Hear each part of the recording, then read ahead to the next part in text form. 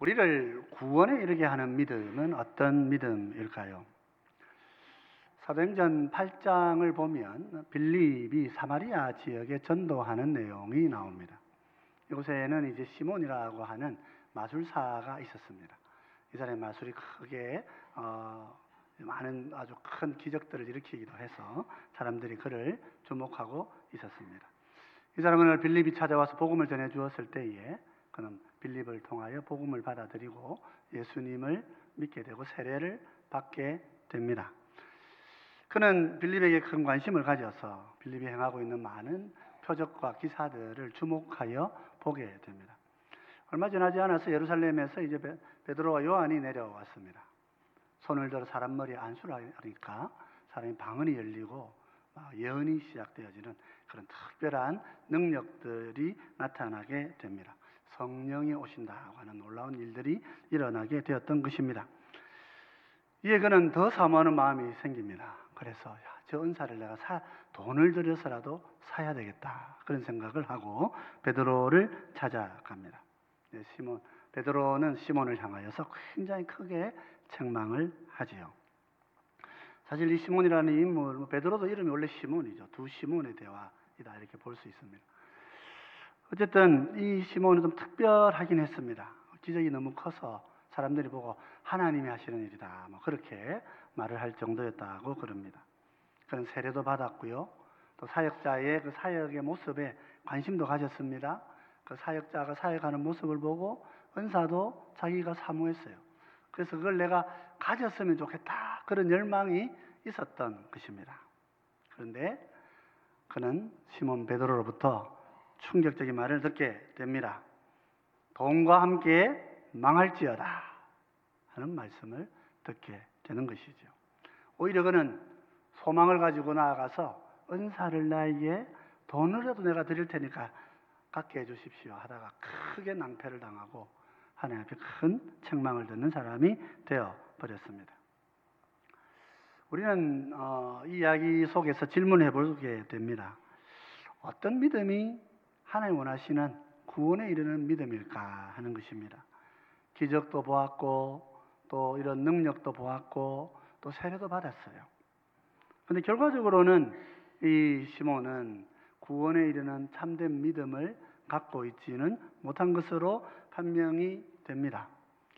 오늘 본문을 읽어봐도 마찬가지입니다. 오늘 본문에서 예수님께서는 6월절에 공생의 첫 해이죠. 우리가 보통 이제 공관복음에서는 공생의 둘째 해부터 봅니다만 요한복음에서는 공생의 첫 해의 이야기가 기록이 되어 있습니다.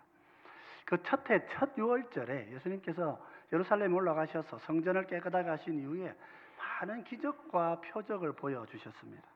사람들은 이 표적을 보고 예수님의 이름을 믿었다고 그렇게 요한은 기록을 하고 있습니다. 요한복음 2장 23절은 이렇게 이야기합니다. 같이 한번 읽어보십시다. 6월절에 예수께서 예루살렘에 계시니 많은 사람이 그의 행하시는 표적을 보고 그의 이름을 믿었으나 그랬습니다. 많은 사람들이 예수님께서 행하시는 표적을 보고 그의 이름을 믿었다, 그렇게 기록하고 있습니다. 그런데 이 믿음은 참된 믿음이었을까요? 표적을 보고 그들이 예수님의 이름을 믿는다고 했는데 과연 이 믿음은 그 영혼을 구원하는 참 믿음이었을까요?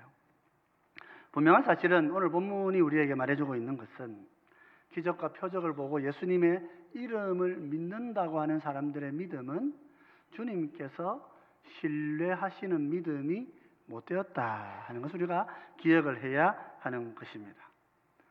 여러분, 참된 믿음이 무엇일까요? 기적과 이적이 일어나서 예수님이 정말 기적을 행하시는 분이구나 이렇게 믿었는데 그것을 보고 성경은 참된 믿음이 아니라고 그렇게 말씀하고 있는 것입니다. 본문에서 사도 요한은 분명히 이들이 믿음을 가졌다고 얘기합니다마는 뒤에 말씀을 더 하고 있습니다. 24절은 이렇게 이야기하지요.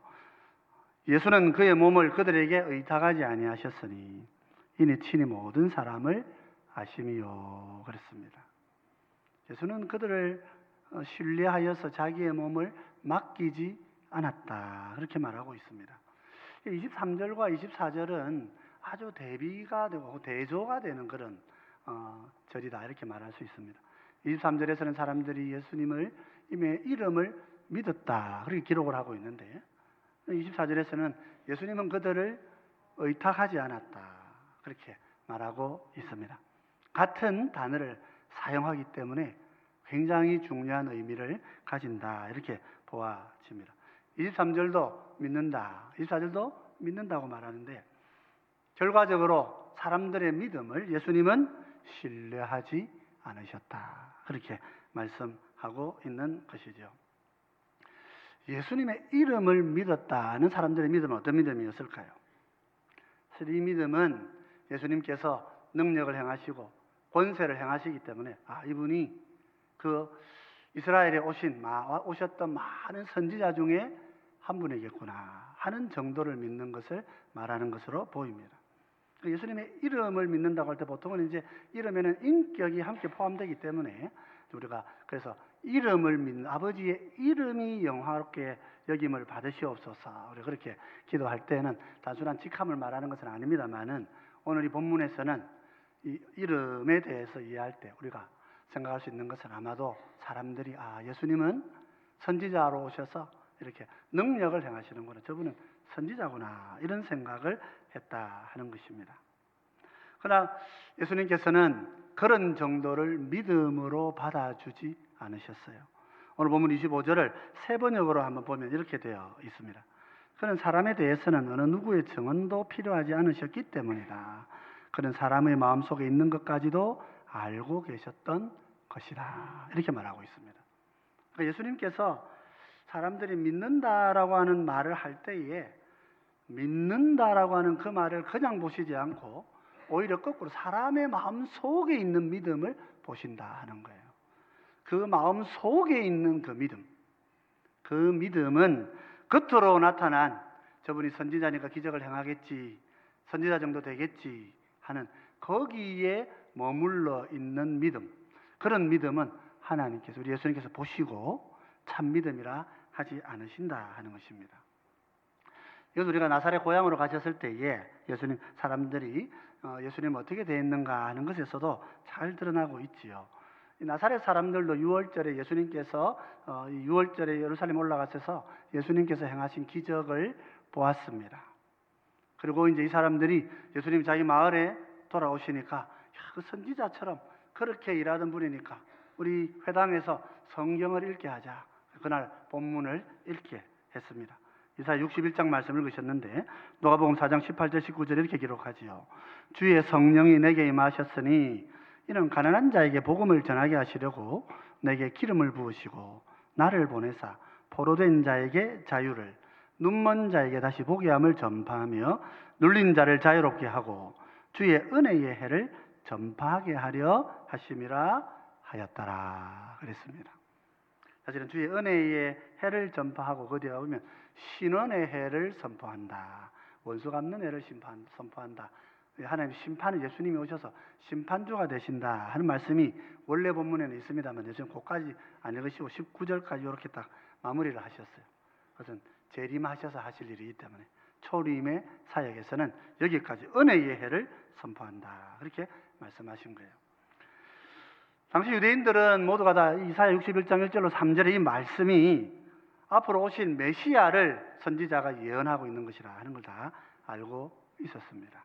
그래서 그들의 눈은 자연스럽게 책을 덮으시는 예수님께 집중할 수밖에 없었습니다. 책을 다 덮으시고 예수님이 뭐라고 말씀하십니까? 4장 21절 이렇게 얘기하십니다.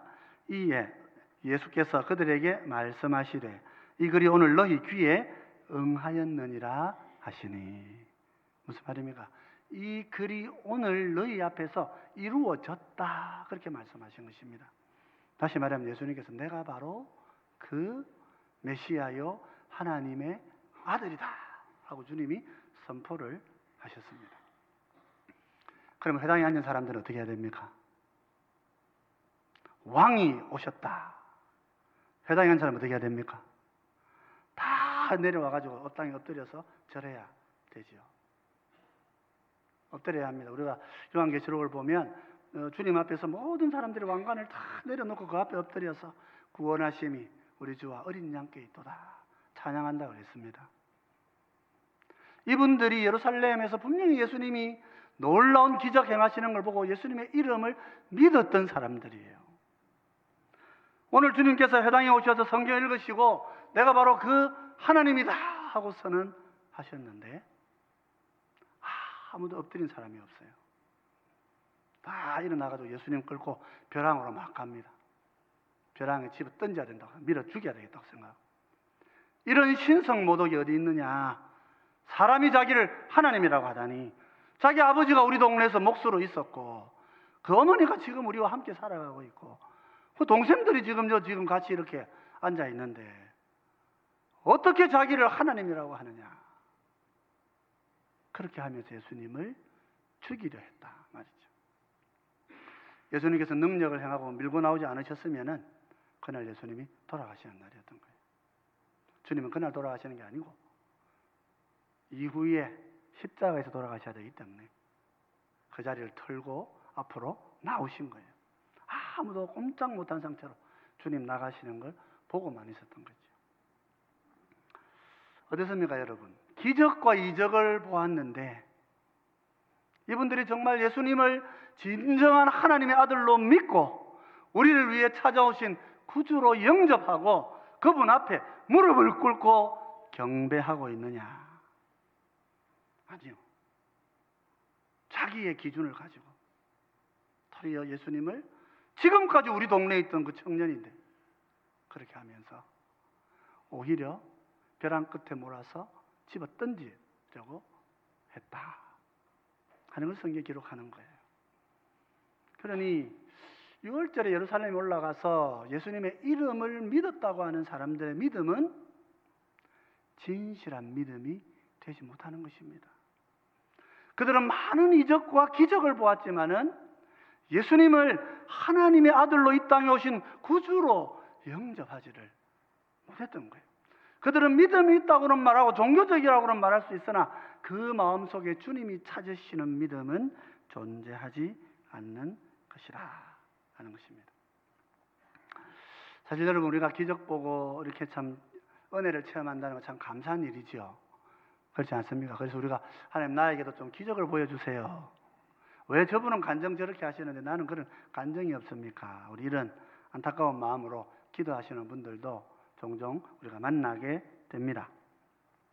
그렇습니다. 근데 여러분, 기적이 참 하나님 하시는 일이기 때문에 우리 가운데 있으면 참 귀한 일이 될 것입니다만은 문제는 기적을 본다고 해서 진정한 믿음을 가질 수 있는가 하는 문제는 다른 문제라는 것을 기억을 해야 하는 것입니다. 주님은 구원 얻는 믿음을 찾으시는 거예요. 구원 얻는 믿음은 우리 속에 어떻게 존재합니까?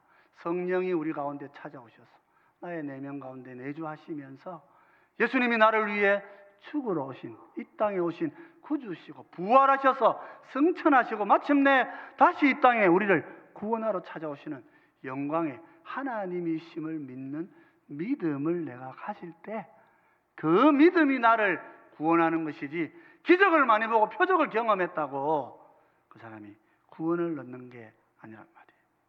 만약 그렇다면 마술쟁이 시몬은 자기 생각에 내가 믿음을 갖고 있고 내가 세례받았고 내가 내 돈 주고 은사도 살라고 했으니까 내가 제대로 믿는 거 아닌가, 그런 사람이 믿음 있는 사람이 되었을 것입니다. 그런데 예수님은 그렇게 하지 않으셨지요. 예수님은 오히려 그렇게 하지 않으시고 성령께서 그 마음에 주신 믿음을 찾고 계시고 성령님이 그 마음에 주신 예수님을 구주심을 믿고 예수님을 하나님의 아들로 영접하고 그분이 나를 위해 죽으신 나의 구주이심을 고백하는 그 믿음을 찾으시는 거예요. 사실 예루살렘에서 많은 기적을 본 사람들은 유월절을 지키러 온 신실한 사람들입니다. 자기 나라에서 흩어진 곳에서 흩어진 다른 땅에서 유대인들이긴 하지만은 지금 흩어져 디아스포라로 살고 있던 분들이죠. 성전에 찾아와서 예배드리니 믿음이 좋은 분들이죠. 그런데 예수님께서는 뭐라 그러십니까? 그들을 의탁하지 않으시고 그들의 증언도 받기를 원하지 않으셨다. 믿음 없는 자들의 믿음은 하나님의 백성이라 이름을 가진 유대인이라 할지라도 주님은 그들을 받아들이지 않으셨어요. 그들을 신뢰하지 않으셨어요. 오히려 예수님은 누굴 찾아가십니까? 우리 마태복음을 보시면은 오히려 예수님은 이방 여자에게서 믿음을 발견하셔요. 마태복음 15장 26절을 보면 이렇게 이야기합니다. 대답하여 이르시되 자녀의 떡을 취하여 개들에게 던짐이 마땅하지 아니하니라. 우리 마태복음 15장은 예수님께서 수로보니게로 찾아가셔서 두로와 시돈에 있는 이방 여자와 대화하시면서 하신 말씀이에요. 이방 여자는 예수님이 오신 이야기를 듣습니다. 예수님은 이방의 땅에 가서 기적을 행하실 마음이 없으셨습니다. 그렇게 하지 않으신다 그러셨습니다. 그런데 그 능력과 주님 되심이 안 나타날 수가 없으니 사람들이 보고 벌써 소문이 다 퍼졌습니다. 예수님께서 두로와 시돈에 오셨다. 여자가 달려갑니다. 달려가서 예수님께 무릎을 꿇고 우리 딸이 지금 귀신 들렸으니 고쳐주십시오. 예수님 말씀하세요. 개들에게 자녀에게 줄 음식을 주는 것은 마땅하지 않다. 얼마나 인종차별적이고 성차별적인 발언입니다. 오늘날 이래서는 예수님 고발하고 난리 났을 것 같아요. 근데 이 여자는 뭐라 그럽니까? 맞습니다. 나는 하나님을 모르는 이방 개와 같은 존재입니다. 그런데 이방 개들도 아들에게 주시는 그 상에서 주는 그 음식 부스러기 먹어야 사는 거 아닙니까? 그 예수님 그렇게 말씀하셨어요. 예수님이 이 여자를 보고 얼마나 기뻐하셨는지 몰라요. 주님의 많은 기적을 본 사람들은 주님을 죽이려고 말이죠. 아들이 예수님이 하나님 메시아라고 하니까 하나님 죽이려고 혈안이 되어서 동네 사람들까지 다 나와가지고 옆집 아저씨들까지 다 알고 있던 분들인데 그렇게 주님을 죽이려고 했는데 이 여인은 저는 이방 개와 같습니다. 하나님께서 이스라엘 백성들 하나님 자녀로 높이 삼으시고 그 백성들을 통하여 우리에게 복 주시려고 하신 줄 알고 있습니다. 그 아들 잘 대해주셔 좋은데 그들에게 주시려고 했던 그 복 우리에게도 주셔야 되지 않습니까? 그 믿음을 기뻐하신 거예요. 15장 27절 이렇게 얘기해요. 여자가 이르되 주여 올소이다마는 개들도 제 주인의 상에서 떨어지는 부스러기를 먹나이다. 성경에서 수로보니게는 이 페니키아 지역을 말하는 것입니다. 그러니까 보면 이 여자는 이방 여자예요. 이 사람은 유대인이 아닙니다. 이 사람은 구약 성경을 모르고 지낸 사람입니다. 그런데 예수님께서 지금 이 여자의 믿음을 기뻐하시는 거지요. 사실 이제 예수님께서 이제 베니게로 가신 이유가 뭡니까? 바리새인들하고 다투셔서 가신 거예요. 바리새인들이 예수님 말씀을 제대로 믿지 않았기 때문에 다투셔서 간 거예요. 28절에 주님은 이렇게 말씀하십니다. 같이 한번 읽어보십시다. 28절입니다. 같이 읽겠습니다. 이에 예수께서 대답하여 이르시되 여자여 내 믿음이 크도다. 내 소원대로 되로라 하시니 그때로부터 그의 딸이 나으니라. 큰 믿음은 무슨 믿음입니까, 여러분? 큰 믿음. 주님이 네 믿음이 크다 이렇게 말씀하셨는데 큰 믿음은 무슨 믿음입니까? 기적을 보는 믿음입니까? 이적을 보는 믿음입니까? 표적을 가지는 믿음입니까? 큰 믿음은 다른 믿음이 아니고 예수님이 하나님의 아들로 이 땅에 오신 분이시고 자기 백성을 통하여서 온 땅에 하나님의 구원의 은혜를 주시기 위해 오신 하나님이시라는 사실을 믿는 믿음이 큰 믿음인 거예요. 여러분 큰 믿음 가지시기 바랍니다. 주님을 믿는 믿음은 어떤 기적에 내가 참여하느냐가 아닙니다. 어떤 기적과 역사를 보느냐 그런 게 아닙니다. 주님을 믿는 믿음은 주님이 하나님이시오. 나를 위해 죽으신 분이시라. 그것을 믿는 믿음이지요. 사랑하는 성도 여러분, 표적과 기사와 능력과 권능은 분명히 주님께서 행하시는 것입니다. 그래서 우리 모태신앙을 이제 못해신앙이라고 하는 분도 있어요. 안 한다고 그러고 못하겠다 그러고 교회생활 오래 하니까 봉사도 이제 나는 못해요 한다고 이제 그게 모태신앙이다 이런 말 하기도 합니다. 조심하셔야 됩니다. 신앙이라고 하는 게 습관이 될 수가 있거든요. 굉장히 조심하셔야 됩니다. 그래서 우리는 종종 예수님께 그래 불평하죠. 주님, 우리도 좀 기적을 보여주세요. 우리도 좀 능력을 보여주시고, 저 안 믿는 저 사람 간증하는 저거 나도 좀 그런 경험 좀 해보고 싶어요. 그런 간절한 마음 가지신 분들 계실 것입니다. 오늘 본문이 여러분들 위로를 주시는 본문이에요. 주님 뭐라 그러십니까? 기적을 보았느냐 이적을 보았느냐, 그게 참 믿음이 아니란 말이에요. 참 믿음은 뭡니까? 주님이 오셔서 나를 위해 죽으시고 부활하심으로써 나에게 영원한 생명 주신 분이십니다. 그것을 알고 그것을 붙들고 그 믿음을 지키고 그 믿음을 가지고 믿음 가운데 살아가는 그 사람을 주님이 아신다고 하신단 말이에요. 주님이 그들을 믿음 가운데 세우시겠다, 그렇게 말씀하신 거예요. 오늘 사도 바울에게 주님의 죽으심을 기억하고 기념하자, 그렇게 말합니다. 고린도전서 11장 26절입니다. 우리 같이 한번 읽어보십시다. 고린도전서 11장 26절입니다. 같이 읽겠습니다. 너희가 이 떡을 먹으며 이 잔을 마실 때마다 주의 죽으심을 그가 오실 때까지 전하는 것이니라. 온전한 믿음은 성찬의 테이블에 함께 앉아서 이 탁상에, 이 식탁에 같이 앉아서 나를 위해 죽으신 주님의 살과 피를 먹고 마시면서 이 주님이 우리의 영원한 구원주가 되신다고 온 땅에 선포하고 증거하고 그 복음을 내 마음속에 간직하여서 믿음 가운데 살아가는 삶이란 말이에요. 그것이 우리에게 주신 참된 믿음인 줄 마음에 잘 붙드시기 바랍니다. 오늘 시간 우리가 함께 성찬의 이 식탁에 함께 앉아서 주님 나를 영원한 잔으로 삼아주신 그 은혜를 기억하고 주님의 죽으심과 부활하신 은혜를 기억하면서 함께 식탁에서 같이 떡과 잔을 먹고 마시면서 영원한 천국을 누리시고 영원한 천국을 증거하시고 전파하시는 그런 귀한 주의 자녀들이 되시기를 주의 이름으로 축원드립니다.